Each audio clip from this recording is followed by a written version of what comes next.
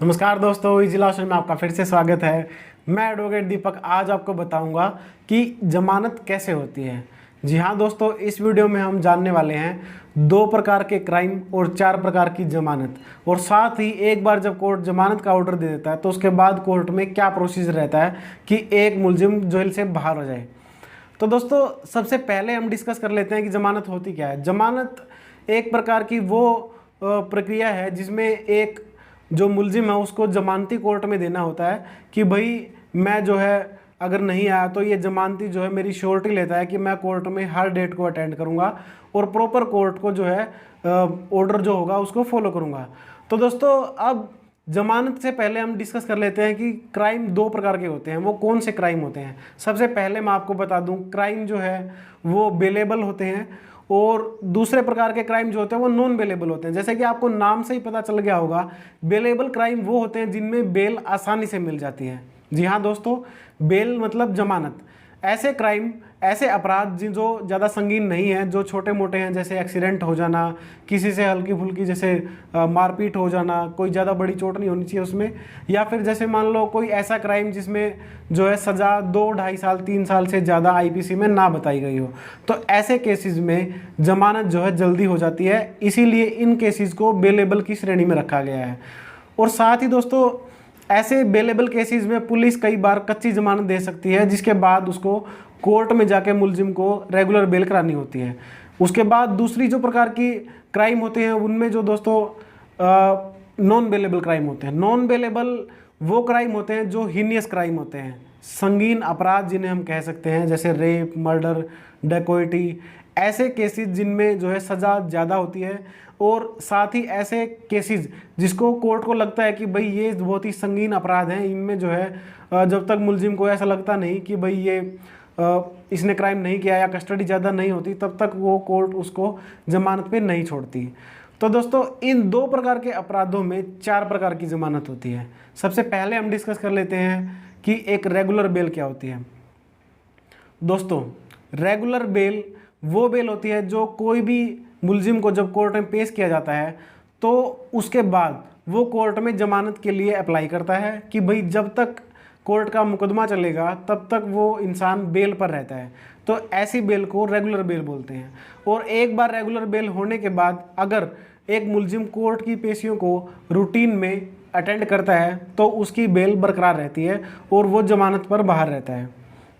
दोस्तों, उसके बाद जो है दूसरी प्रकार की जो जमानत होती है वो होती है अग्रिम जमानत, जिसे हम इंग्लिश में एंटीसिपेटरी बेल भी बोलते हैं। एंटीसिपेटरी बेल या अग्रिम जमानत, आपको नाम से ही पता चल गया होगा, ये वो जमानत होती है जो बाहर की बाहर होती है। देसी भाषा में लोग कहते हैं कि भाई उसने तो बाहर की बाहर जमानत ले ली। बाहर की बाहर जमानत का मतलब है कि किसी मुलजिम को, किसी इंसान को अगर ये अंदेशा है कि पुलिस उसको ऐसे केस में अरेस्ट करने वाली है, ऐसी कंप्लेंट पे अरेस्ट करने वाली है जिसमें उसका कोई रोल नहीं है और उसने कोई जुर्म नहीं किया, तो उसको कोर्ट को कन्विंस करना होता है कि भाई मेरे को पुलिस अरेस्ट ना करे, हरास ना करे, और मैंने ऐसा कोई काम नहीं किया और मैं पुलिस को इन्वेस्टिगेशन के दौरान कोऑपरेट करने को तैयार हूँ, मैं इन्वेस्टिगेशन ज्वाइन करने के लिए तैयार हूँ। तो सेशन कोर्ट और हाई कोर्ट जो है वो एंटीसिपेटरी बेल ग्रांट कर देते हैं और पुलिस को डायरेक्शन देते हैं कि भाई उसके खिलाफ, मुलजिम के खिलाफ, एप्लीकांट के खिलाफ कोई भी जो कोर्सिव स्टेप है वो ना लिया जाए, उसको अरेस्ट करके कस्टडी में ना लिया जाए। दोस्तों, उसके बाद जो तीसरे प्रकार की बेल होती है वो होती है इंटरिम बेल। इंटरिम बेल वो बेल होती है जो कुछ समय के लिए अंतरिम आदेश कोर्ट जो है पारित करता है, जिसमें जो मुलजिम होता है उसको कुछ समय के लिए बेल पर छोड़ा जाता है और उसके ऊपर जो है कंडीशन इम्पोज की जाती है। चौथे प्रकार की जो बेल होती है वो होती है ट्रांजिट बेल। जी हाँ दोस्तों, जैसा कि आपको नाम से समझ में आ रहा होगा कि ये ट्रांजिट करने के लिए बेल होती है। मान लीजिए एक मुलजिम जो महाराष्ट्र से है और उसका मुकदमा जो चल रहा है वो पंजाब में या दिल्ली में चल रहा है और उसको जमानत करने के लिए पंजाब या दिल्ली में आना है, और दोस्तों उसको ये अंदेशा है कि पुलिस उसको बीच में अरेस्ट कर लेगी और उसको कस्टडी में ले लेगी। तो इसके लिए वो जो है इलाका मजिस्ट्रेट की कोर्ट में जाके ट्रांजिट बेल के लिए अप्लाई कर सकता है। तो कोर्ट जो है पुलिस को ऑर्डर कर देती है कि भाई जो ये ट्रांजिट बेल का ऑर्डर है उसके माध्यम से ये ऑर्डर होता है कि भाई आप जो है ड्यूरिंग ट्रांजिट उसको जो है अरेस्ट नहीं करेंगे। ट्रांजिट बेल के बाद मुलजिम को फिर से कंसर्न कोर्ट में जहाँ पे मुकदमा चल रहा है वहाँ पे जाके फिर से रेगुलर बेल के लिए अप्लाई करना पड़ेगा। इसके बाद दोस्तों हम डिस्कस कर लेते हैं प्रोसीजर के बारे में।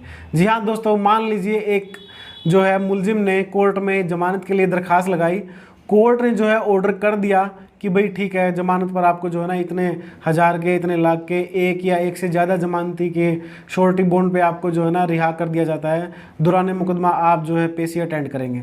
तो दोस्तों उसके बाद क्या प्रोसीजर होता है, वो जेल से कैसे छूटता है? दोस्तों उसके लिए कोर्ट जो है एक बॉन्ड, बेल बॉन्ड जिसे बोलते हैं, वो एग्जीक्यूट करवाता है, वो श्योरिटी से जो है एग्जीक्यूट कराया जाता है।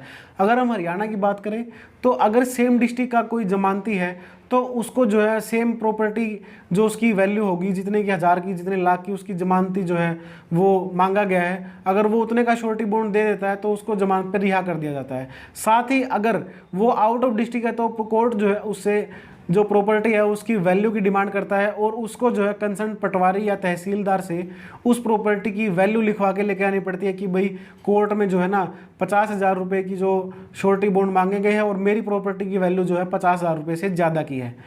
उसके बाद दोस्तों जमानती से अलग एक आइडेंटिफायर होता है। शिनाख्ती वो इंसान होता है जो श्योरिटी को आइडेंटिफाई करता है।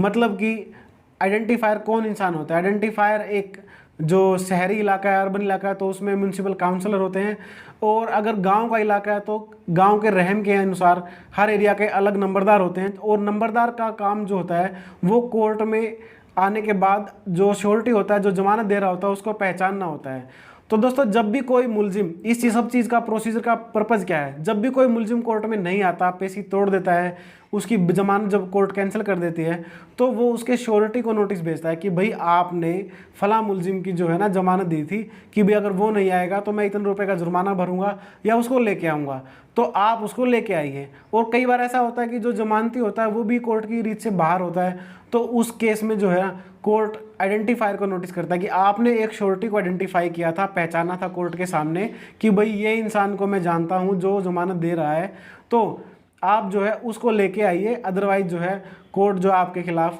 कोई ऑर्डर पारित करेगा। तो दोस्तों अगर जमानती नहीं आता है और आइडेंटिफायर नहीं आता हो तो उसको खिलाफ, जो मुलजिम है उसके खिलाफ प्रोक्लेम्ड ऑफेंडर जो डिक्लेयर करने की प्रोसेस शुरू हो जाती है। तो दोस्तों इस वीडियो में आपने जाना कि भाई एक जमानत कैसे होती है, क्राइम कितने प्रकार के होते हैं और जमानतें भी कितनी प्रकार की होती है। अगर आपको वीडियो में दी जानकारी सही लगी तो वीडियो को लाइक करना, चैनल को सब्सक्राइब करना, साथ ही बेल आइकन को प्रेस करके ऑल पे जरूर क्लिक कीजिएगा ताकि हर वीडियो की नोटिफिकेशन आप तक सबसे पहले पहुँचे। Thank you.